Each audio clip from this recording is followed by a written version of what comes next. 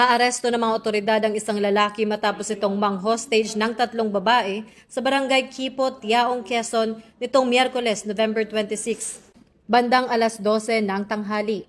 Ayon kay Quezon Police Provincial Director Police Colonel Romulo A. Albacea, bago ang hostage taking, binugbog umano ng sospek ang kanyang dating live-in partner at tumakas patungo sa isang apartment.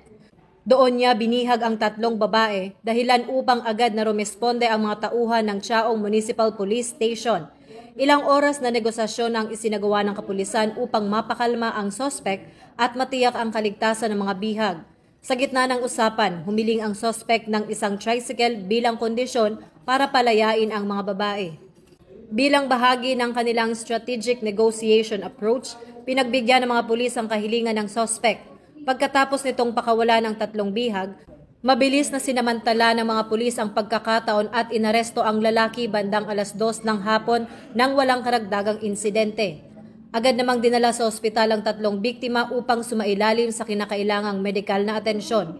Ayon sa Quezon PNP, patuloy ang kanilang panawagan sa publiko na agad tumawag sa mga otoridad sa oras ng banta o karahasan upang maiwasan ang posibleng paglala ng mga insidente.